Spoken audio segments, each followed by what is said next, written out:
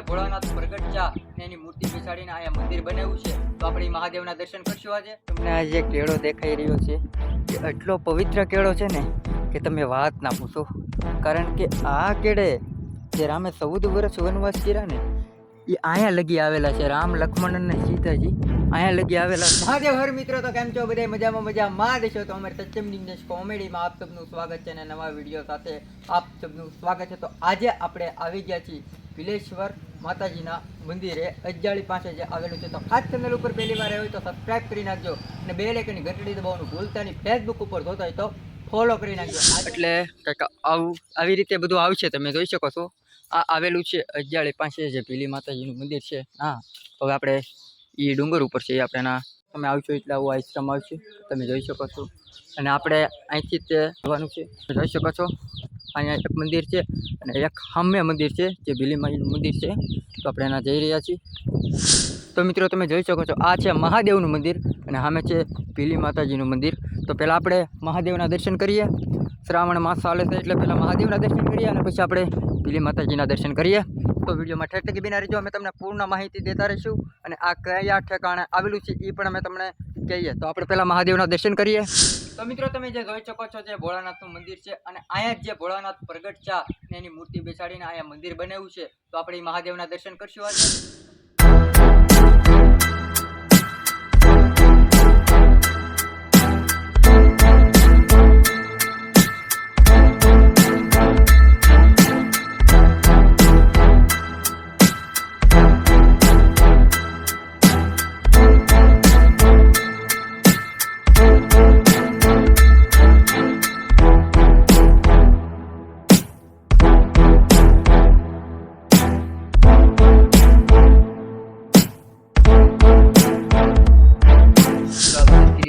દર્શન કરી શકો છો મહાદેવના. તમે જોઈ શકો છો આ છે આખું મહાદેવનું મંદિર. તો હવે આપણે જઈએ છીએ ભીલી માતાજીના દર્શન કરવા માટે. વિડીયો માટે એટલે કે બિના રહેજો. મહાદેવના દર્શન કરાવ્યા છે, હવે તમને ભીલી માતાજીના દર્શન કરાવી દઈએ. ભીલી માએ તો આ કહેવાય છે ભીલી માએ એ રીતનું જ કહેવાય છે મિત્રો. હવે આપણે જઈએ છીએ ના દર્શન કરવા. હવે તમે જોઈ શકો છો તો જ્યાં ફરકી રહી છે આ ડુંગર ઉપર છે, તમે જોઈ શકો છો. સરસ મજાની ખુલ્લી જગ્યા છે, ડુંગર પાટ છે. આવેલું છે ડુંગર ઉપર. તો મિત્રો આવેલું છે અજ્જાળીમાં જ આવેલું છે. આપણે જે ટાણાવરલ કહી છે એની પાસે અજ્જાળી આવેલું છે. ના જ આવેલું છે. તમે આવતા હોય તો ખાસ કહી દઉં કે અજ્જાળીમાં જ આવેલું છે જે ભીલી માતાજીનું મંદિર છે. સરસ મજાનું મંદિર છે જે અમે તમને દર્શન કરાવી. વિડીયોમાં ઠેઠ લગી બિના રહેજો. તો લગી વિડીયોનો લાઈક કરી દો. તો હાલો આપણે માતાજીના દર્શન કરીએ. ડુંગર ચડી રહ્યા છે ડુંગરો. હવે ડુંગર ઉપર બેઠેલા છે, તમે જોઈ શકો છો. આપણે થોડાક તો ઉપર આવી ગયા છીએ. જોઈ શકો છો આપણે આવી ગયા છીએ ઉપર. છે તમે સાઈડમાં મૂકી દીધો છે. હવે જ્યાં જવું ને ભલે જાતો. બાકી કાચ બહુ મસ્તીનો છે ડિઝાઇન. સામે જ મંદિર છે જે ભીલી માતાનું.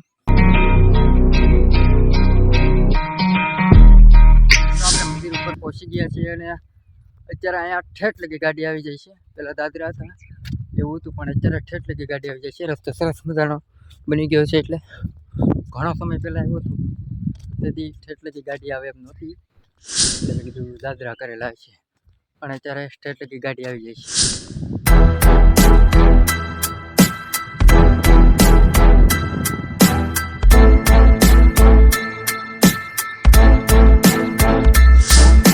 ભીલેશ્વર માતાના મંદિરે પહોંચી ગયા છે આપણે. ભીલીમાં તમે દર્શન કરી શકો છો સરસ મજાના. મિત્રો તમે જોઈ શકો છો જ્યારે આપણે ડુંગર ઉપર છીએ અને આપણે મંદિરની ફરતા આટા મારી છે, તમને દેખાડી છે, જોઈ શકો છો. સરસ મજાનું આ છે ભીલીમાનું મંદિર અને બહુ ઉપર આવી ગયા છે, તમે જોઈ શકો છો. જો સરસ મજાની જગ્યા છે. આપણે આગળ વધી. સરસ મજાની જગ્યા છે, લોકેશન બહુ સરસ છે. ખાસ તમે વિઝિટ કરજો મિત્રો, મજા આવશે તમને, એટલે ખાસ વિઝિટ કરજો. જોઈ શકો છો અહીંથી તમને પૂરો માહોલ દેખાશે, તમે જોઈ શકો છો.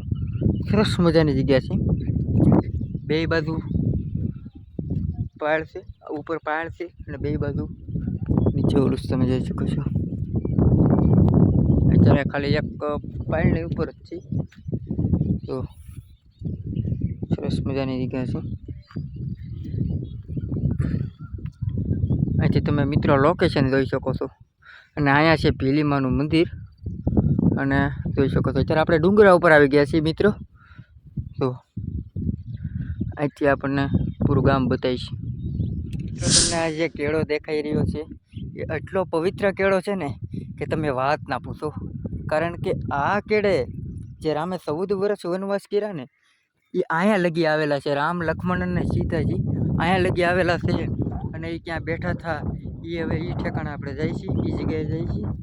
રામ, લક્ષ્મણ ને સીતાજી અહીંયા કવડો મોટો પથ્થર છે. તમે રામાયણ જોતા હશો તો તમને દેખાતું હશે આવા બધા પથ્થર ને એવું બધું બહુ જ તમને દેખાતું હશે. અને બે બાજુ એટલે આમ તમે જોઈ શકો તો એટલે આપણે ઉપર આવ્યા છીએ, ડુંગર ઉપર છીએ અને બે બાજુ એટલું નીચું છે ને કે વાત જવા દો. હેઠે જવો તો તમને ચક્કર ચડવા મળે. કારણ કે આવા પથ્થર ઉપર દાળવાનું તમે જોઈ શકો છો. કેટલા બડા પથ્થર છે, બહુ જ મોટા પથ્થર છે. અને આજથી તમે આમ ઢાળ છે ને પછી આમ જવાનું છે. આવું તો વિચાર્યું પણ નહોતું, પણ બહુ સરસ જગ્યા છે. એક ફરી તમે ખાલી વિઝિટ કરજો. રામ, લક્ષ્મણ અને સીતાજી આવેલા છે કે જગ્યામાં થોડું કંઈ હોય યાર, થોડું ઘટે તો જે આપણે જઈ રહ્યા છીએ અહીંયા લખેલું પણ છે એ અમે તમને વસાવી. ચાલો આપણે જે રામ, લક્ષ્મણ ને જે સીતાજી બેઠા હતા ને એ જગ્યા ઉપર જઈએ. તમે જોઈ શકો છો આ પથ્થર ઉપર લખેલું છે આ રીતનું બિલેશ્વરીમાં એવું કંઈક લખેલું છે, તમે વાંચી લઈએ. અને એ પથ્થર કંઈક રામ, લક્ષ્મણ ને સીતાજી બેઠા હતા ને પથ્થર એટલા ઇલાકામાં જ હતો. અમે તેથી આવ્યા હતા એટલા ઇલાકામાં જ હતો. બધી એની સ્થાપના એ રીતની બધી રીતે પથ્થર જ એ રીતનો હતો કે જે રામ, લક્ષ્મણ અને સીતાજી બેઠા હતા એ રીતનો પથ્થર હતો. પણ અત્યારે એ પથ્થર દેખાણો નહીં એટલે અમે તમને દેખાડી ના શીખ્યા. નકર એ પથ્થર એટલામાં જ છે કંઈક, એ અમે પણ જોયેલો છે ખુદ. એ પથ્થર આ જગ્યામાં જ હતો. રામ, લક્ષ્મણ ને સીતાજી બેઠા હતા એટલી જગ્યામાં ક્યાંક પથ્થર હતો. જો અહીંયા મોટા પથ્થર છે ને મિત્રો એટલામાં જ હતો. મારા અંદાજ પ્રમાણે એટલામાં જ હતો. પણ અત્યારે આપણને એવી કાંઈ ચીડીને આપણે જોઈએ છીએ ઉપર જઈને જોઈ શકો છો મિત્રો.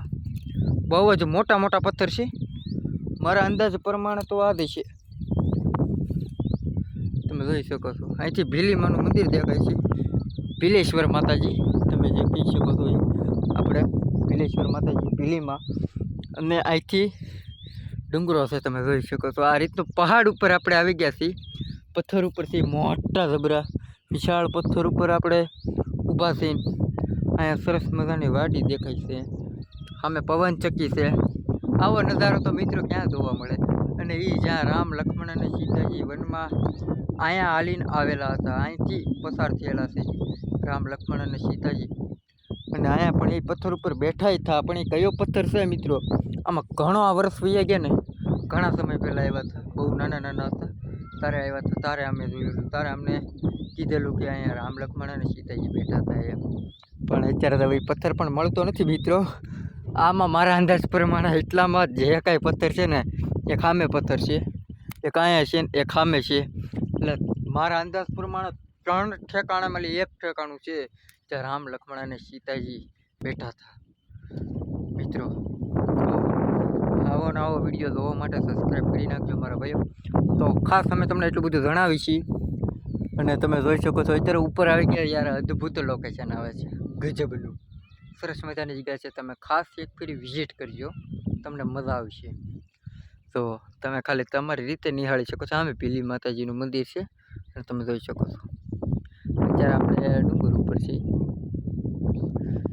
જોઈ શકો છો. લીલોતરી વાડી અહીંથી દેખાય છે સરસ મજાનું. આમે એક નાનું એવું તળાવ છે.